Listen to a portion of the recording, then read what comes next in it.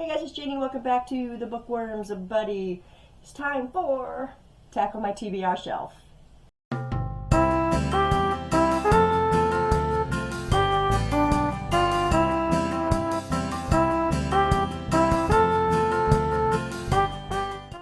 So this last week I did really good. I read 3 books and then started another one off my TBR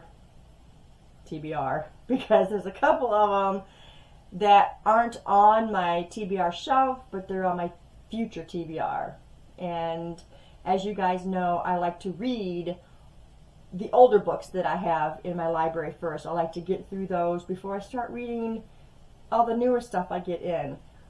But every once in a while, one of them sounds really good and I just want to pick it up and read it. So I'll pick it up and read it.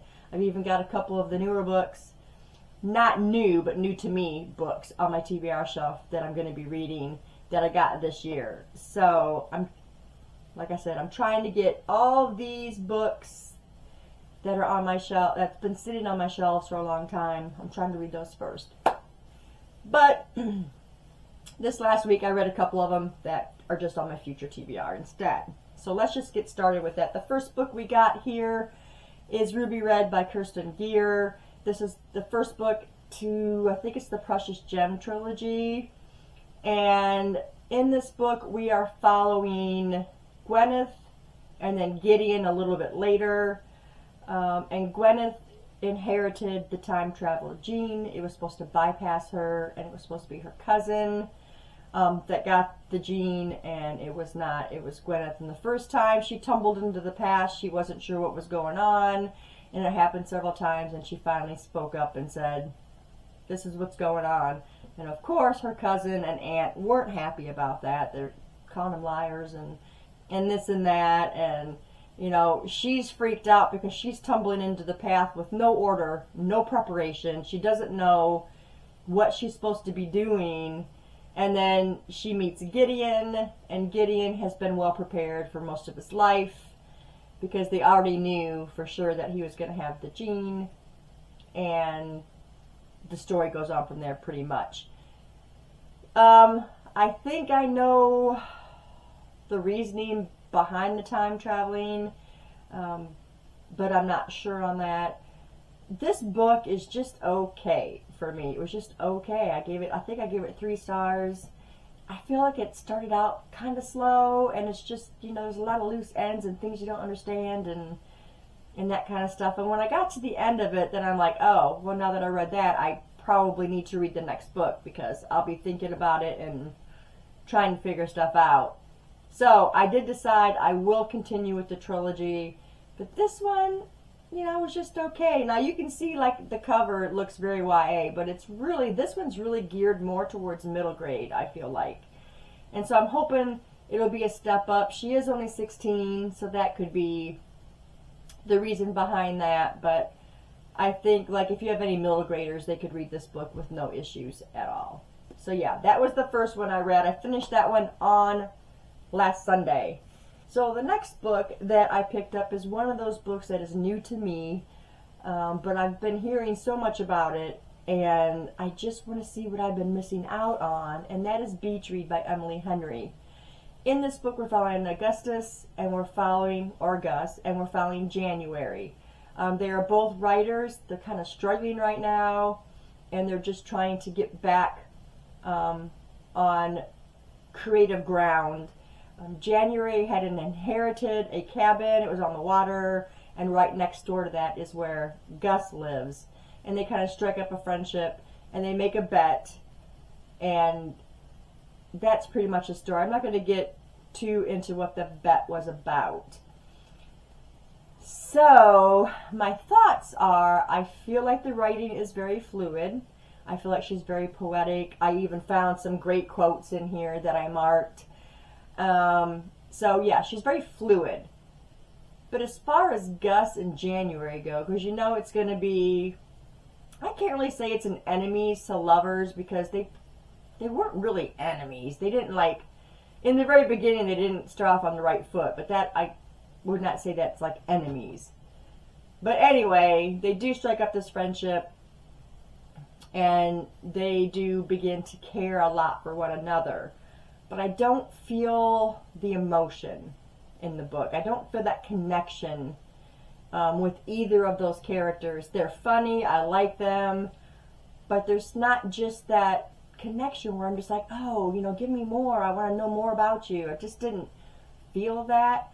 And I feel like one of the reasons is because of maybe a book I read before this that was just so beautifully written and the connections were there, and I read it just before this, and that book was Eleanor and Gray. And then I picked this one up and I'm just like, you know, I like it. It's a cute story. It's a cute contemporary romance. The characters are created very well, but they just didn't have that connection. And I hate that because so many people are just like, oh, I just love those characters. And I did like the characters. I just didn't feel a huge connection to them. I ended up giving this a 3.5 star. Doesn't mean that I didn't like the book. I thought the book was fine, and I probably will read more by Emily Henry.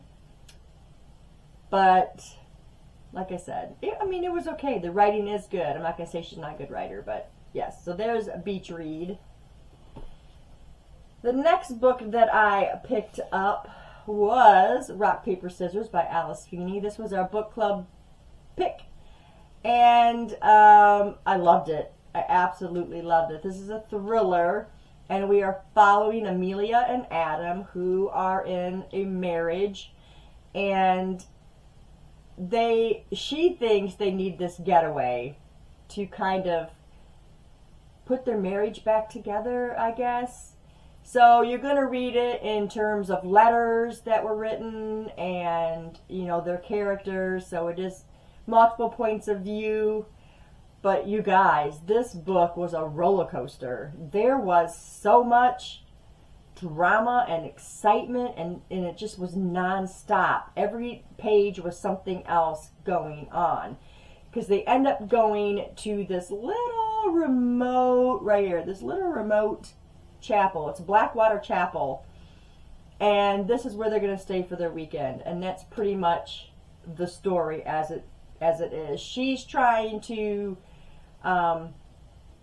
like mend their marriage, and he's just kind of going along with it. And he promises not to work while he's there because he is a screenwriter or a screenplay writer, and she just works in this animal shelter.